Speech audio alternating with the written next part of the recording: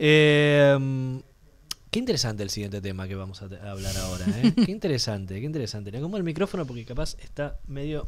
Ahí está, incómodo para ella. La tenemos aquí en el piso a Carolina Moisés, ella es senadora nacional y flamante presidenta. Escucha esta. Comisión de Medios de Comunicación y Libertad de Expresión. Son temas, es más largo el nombre, pero esto me parece, estas áreas me parecen más que relevantes en este momento en el que hay libertad de expresión. ¿Cómo están los medios de comunicación hoy?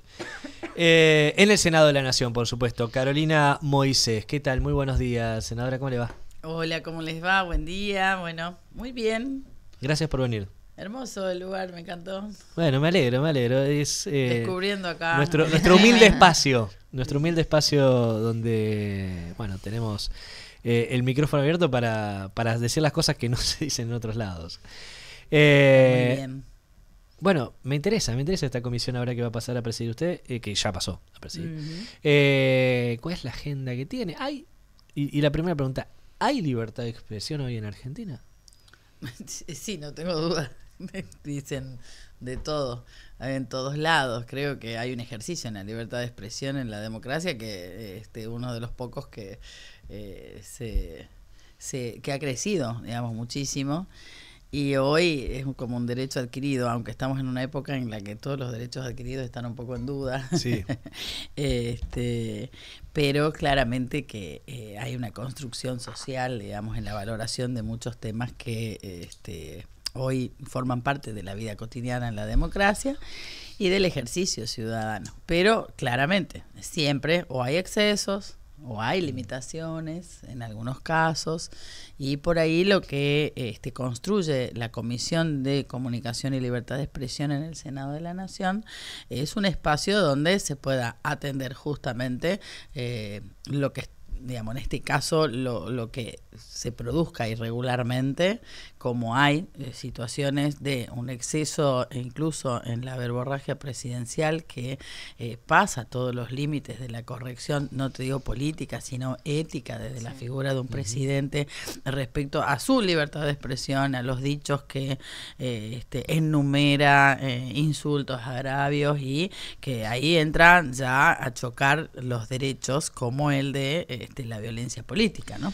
Los libertarios mismos dicen eso, que el derecho de uno termina donde empieza el del otro, ¿no? Y acá se choca todo el tiempo. Exacto, entonces ahí está por ahí el trabajo del ámbito del Senado de la Nación, donde si bien nosotros tenemos facultades para evaluar, dictaminar, que es el trabajo previo que se hace para una ley, o para una declaración, o para una comunicación, la metodología que ustedes ven siempre, que es el escenario del recinto, tanto en la Cámara de Diputados como en la Cámara de Senadores, ya es el trabajo final, digamos, es el debate final cuando ya se decide sobre una ley o una disposición. Pero para llegar a esa escena hay trabajos previos, y el trabajo previo se realiza en las comisiones temáticas, donde se distribuye, digamos, el orden de los temas, los debates y las producciones. Eso lo llaman dictámenes de comisión. La comisión que presido flamantemente desde la semana pasada tiene esta tarea en términos de todos los proyectos que ingresan al Senado de la Nación, que tengan que ver con periodismo, libertad de expresión, sistema de medios, tecnología aplicada a la comunicación, todo lo que, la amplitud, digamos, temática que tiene la comunicación en todas sus formas, redes sociales, 5G, o sea, de todo, el hardware, el software, el contenido y demás.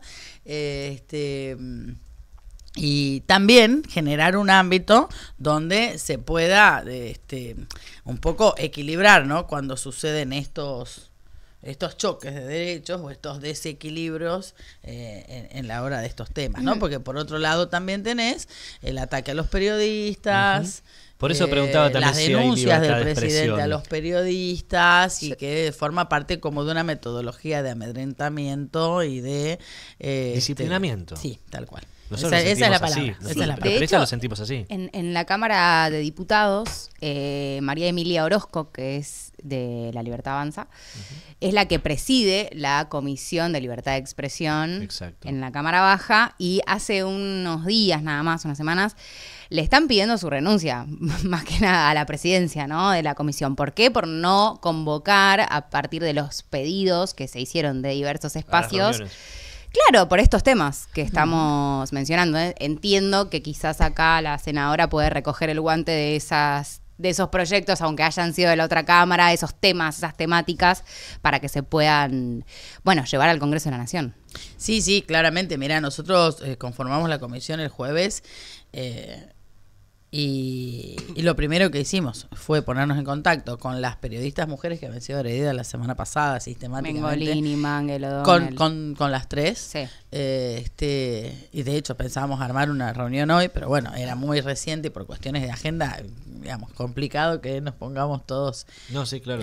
Pero inmediatamente nos comunicamos desde la comisión, digamos, explicándole que estaba este ámbito y que las íbamos a recibir en el momento que quieran, personalmente o por escrito, o seguir sus casos, y justamente es tener un espacio de respaldo para que cuando estas cosas pasan, haya una institucionalidad respondiendo, no solo porque haya un proyecto, sino porque haya un espacio de escucha activa, de presión también y demás. Como también me comuniqué, gente de mi equipo, digamos, de la comisión, con los periodistas que han sido denunciados por el presidente, con Rial, con Doma, con Mauro Federico, nos comunicamos con todos inmediatamente para decirle, miren, acá está el ámbito, y como bien vos decís, levantar el guante de lo que no pasa en una cámara, pero que generemos el ámbito para construir una protección desde el Senado de la Nación para los periodistas que hoy están siendo atacados y en general para que el periodismo considere que hay un espacio de refuerzo de su tarea y de garantías dentro del Senado de la Nación para que... Pero también, y no voy a dejar de decirlo, lo dije el jueves cuando asumí, también tenés el otro lado de la moneda, donde claramente hay conductas éticas dentro del periodismo y de ciertas figuras que también se rompen, ¿no? Entonces, por eso yo siempre hablo de la palabra equilibrio, y de esto de que en el choque de derechos haya un equilibrio y una garantía donde desde el derecho a la libertad de expresión hasta el derecho del público a informarse el periodismo no tiene que tener privilegios. Podamos lograr un... Pero sí, desde ya el periodismo no tiene que tener privilegios para poder abusar de lo que son los derechos, pero la realidad es que en estos casos que estaba mencionando, lo que se denuncia es básicamente el trabajo el ejercicio periodístico, no un abuso del rol para cometer ilícitos o para excederse en los atributos que uno tiene, ¿no? Pero y comparto con eso de que tiene que haber respeto de los límites. Ahora, hay un nuevo ejercicio que se inauguró con Milei de amedrentamiento, de censura, de agravio, de ataque, de lo que se llama en redes sociales doxeo, que es básicamente sería acoso con difusión de datos privados, que se da de forma institucionalizada de parte del presidente de la Nación, de parte de los funcionarios públicos que son activos en redes sociales, de parte de otros que seguramente estarán financiados con la CIDE o dinero del Estado, y también en medios oficialistas. Y esto, que también se corona a veces con discursos públicos del presidente hacia esas personas.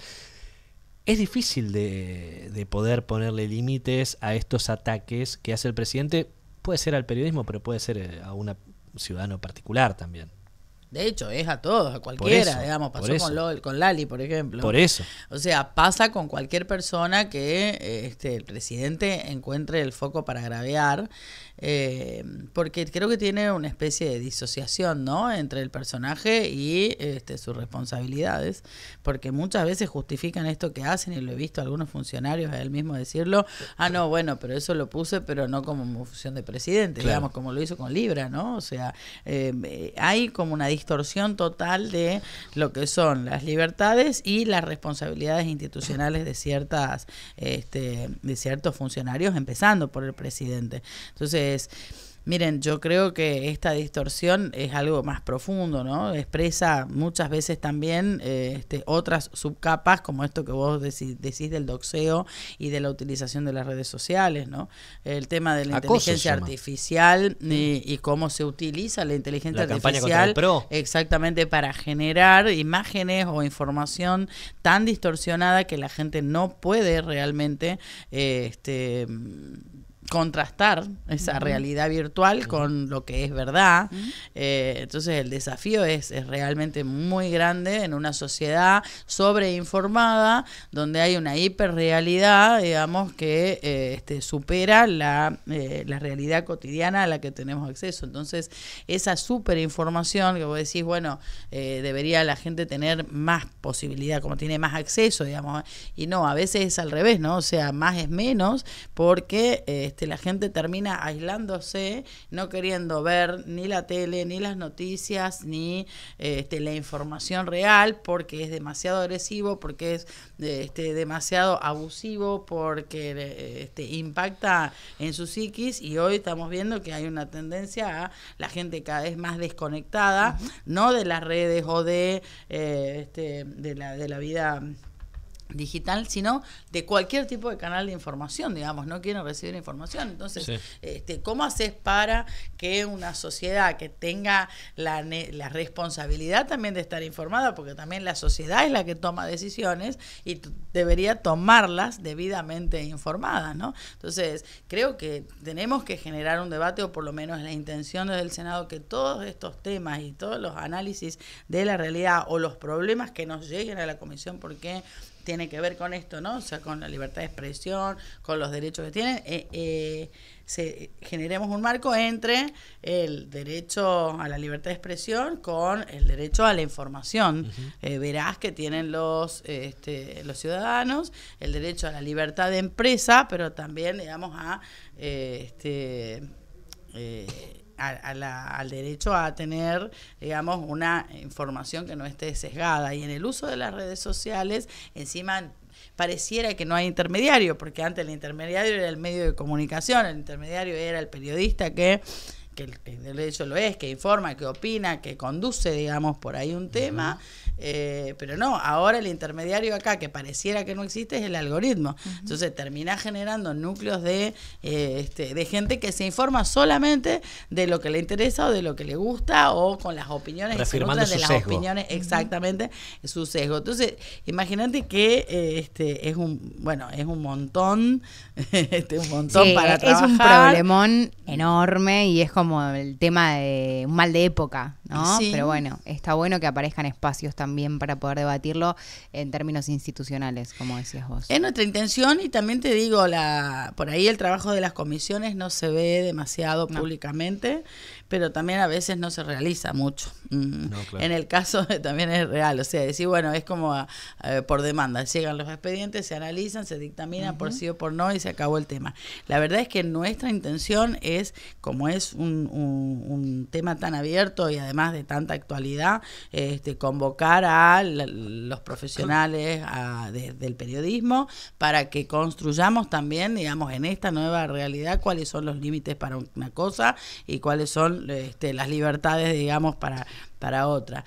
A las universidades, me parece que hay mucho valor dentro de las universidades, no solamente en las facultades de comunicación, digamos, también de tecnología y demás, donde necesitamos trabajar inteligencia artificial y todo lo que es la regulación del uso de la inteligencia artificial y de la producción de la inteligencia artificial. Entonces vamos a armar una subcomisión de trabajo específica para convocar a especialistas. Está la Fundación Sociedades Digitales, que es uno de los espacios en la Argentina que más desarrollo tiene del conocimiento y del análisis de lo que es inteligencia artificial. Hay varios estudios que se están haciendo. Vamos a hacer legislación comparada con la Unión Europea, con España, que ya tienen incluso legislación en prueba y error con cosas que ya se legislaron y que, digamos, es un tema tan pero tan complejo, digamos, que que hay legislación que salió mal, digamos, y que tuvieron que hacer marcha atrás. Y de hecho atrás. hablas de cualquier tipo de regulación respecto de las redes sociales o de la inteligencia artificial y ya te saltan a la yugular como diciéndote, no, bueno, pero eso atenta contra la libertad de expresión. Sí, tal cual. Y como, bueno, también, digo, es muy difícil el equilibrio. Mucho, y más para países como los nuestros,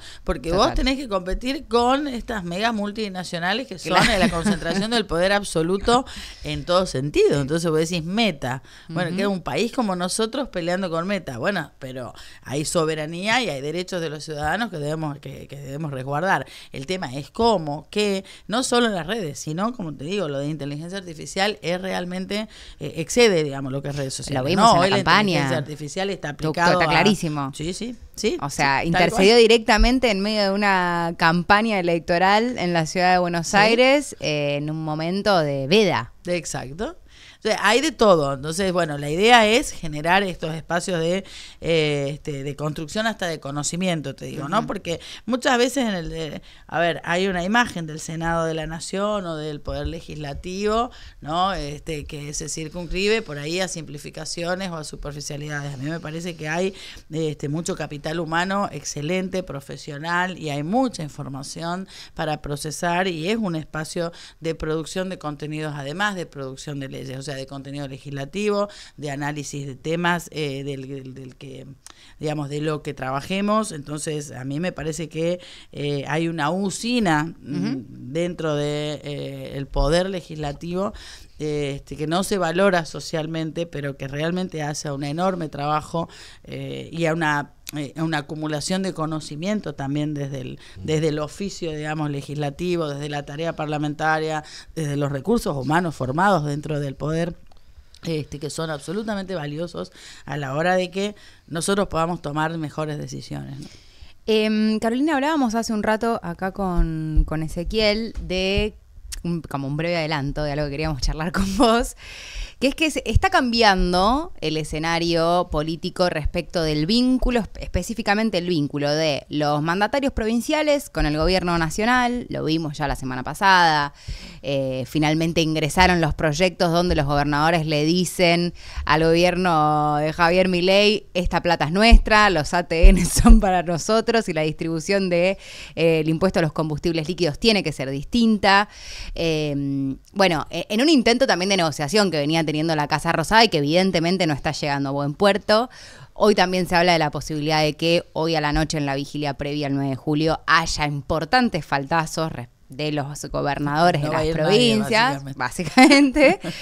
Y en este marco es que también se estaba discutiendo la posibilidad de que este jueves haya una sesión en el Senado para justamente tratar estos temas, junto con los otros que se dictaminaron de jubilaciones y discapacidad, pero que bueno, que ahora la Secretaría Parlamentaria dice, no, bueno, no son válidos esos dictámenes. Yo entiendo que todo eso se va a discutir el jueves, en el caso de que efectivamente haya sesión. La pregunta concreta con toda esta introducción larguísima es... No, pero está bien, porque lo que están no tienen por qué saber que todo eso está pasando. Exacto. Si el jueves crees que efectivamente va a haber una sesión quizás autoconvocada, y que se van a reunir los 37 senadores para abrir el recinto y discutir estos temas. Esperamos que sí. De hecho, hoy a la tarde hay labor parlamentaria. Justamente la labor parlamentaria es otro espacio donde se construye la sesión. Y todos los temas que vos nombraste son los que, bueno, básicamente tenemos la voluntad de tratar. Creo que se sumaría la insistencia por los fondos de Bahía Blanca.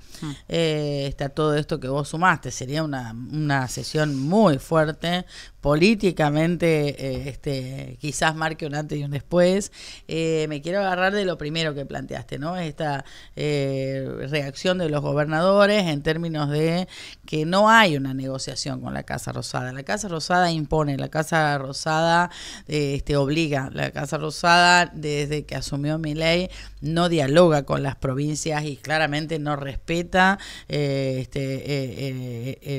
institucionalidad de los gobernadores, ni la definición federal de lo que nos hace como nación más fuertes, ¿no? O sea, hay una o sea, una voluntad de sumisión absoluta de todas las partes, desde el gobierno de Milei, incluido de los gobernadores, ¿no? Ustedes ven, exige la sumisión del Senado, la sumisión del Congreso, la sumisión de la justicia y la sumisión de los gobernadores.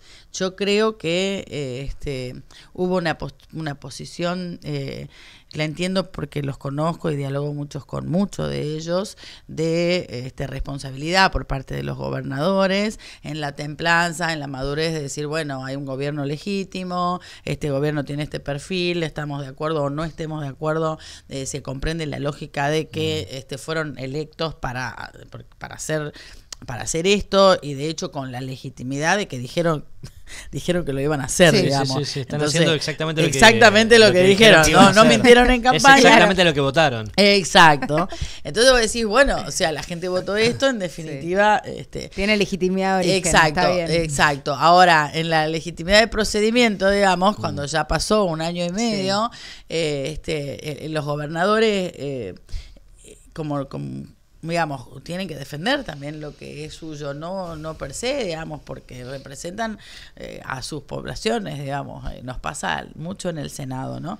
Entonces decís, bueno, a mí, por ejemplo, un solo ejemplo, el tema de las rutas. Es un desastre lo de las rutas. O sea, eso es una responsabilidad, si te diría, es casi exclusiva o excluyente del gobierno nacional. Y hoy creen que por eliminar vialidad están eliminando, no sé, un foco de corrupción, están eliminando un nido de ratas, están eliminando, no sé, 200 platos de ñoquis o 200 kilos de ñoquis. No. O sea, Vialidad Nacional es una de las instituciones más importantes y más necesarias que tiene la Argentina, porque mantiene justamente la visión federal de lo que es la conectividad por rutas en un país no solamente tan extenso, sino que no tiene otras vías alternativas de comunicación. O sea, no tenés trenes para llegar a Mendoza, a la Patagonia o a Jujuy. O sea, no tenés transporte público de pasajeros masivos y de cargas tampoco. Entonces, en un país que está basado toda su logística de transporte en los camiones, o sea, encima eso, o sea, en cualquier país mantener las rutas y tener más conectividad terrestre es una cuestión estratégica. O sea, en la Argentina resulta que no. Entonces creo que la reacción de los gobernadores no solamente tiene que ver con la defensa de los recursos que les corresponden, en términos de los ATN, que son los aportes del Tesoro Nacional, en términos de la redistribución de todos los impuestos que son coparticipables, y que Toto Caputo está malversando fondos, está generando, digamos, una cantidad de delitos importantes que estoy segura que serán denunciados en el momento correcto. Pero lo que están hoy los gobernadores exigiendo es que se cumpla con la ley, e incluso como hay un abuso de poder por parte del Ejecutivo a la hora de la distribución de los recursos, por eso se dispone de estos dos proyectos que modifica la distribución de los ATNs y la distribución del impuesto a los combustibles de una manera más justa para que los recursos lleguen a las provincias, porque los recursos son de los ciudadanos, vivan en Jujuy, en Tucumán, en Córdoba o en Cava, son los que aportan estos impuestos, son los que se aportan, digamos, del bolsillo de cada uno. Entonces, así también tienen que volver. Entonces, el Poder Ejecutivo es un administrador de esos recursos en función de lo que dicta la ley. Ahora, el Poder Ejecutivo no hace ni lo que dicta la ley, ni la razonabilidad mínima básica para poder sostener la vida social en todas nuestras provincias. Entonces, lo de los gobernadores me parece que es muy estimulante a la hora de ver cómo se empieza a reaccionar para defender lo que es nuestro, ¿no? Carolina, un placer haberte tenido acá. Ya, bueno, hace una semana con este cargo de la presidencia de la comisión, me interesa volver a hablar del futuro para ver la agenda, cómo la vas manteniendo de la Comisión de Libertad de Expresión, Medio de Comunicación y Tecnología. Así es, bueno, estamos a disposición de ustedes. La verdad que un gusto haber pasado por Diagonales, me encanta. Seguía, no lo sigo el streaming, sigo en la página, digamos, las noticias por Diagonales, muy bien. Así que bueno, ahora veremos el streaming. Me parece. En Jujuy los van a ver, chicos. Sí, por supuesto. El equipo va a pasar el enlace y vamos a poder verlos en Jujuy. Y por redes sociales también, que hacen muy buen trabajo los chicos. Un placer haberte tenido aquí en nuestro espacio. El gusto es mío, muchas gracias. Senadora Nacional Carolina Moisés, entonces.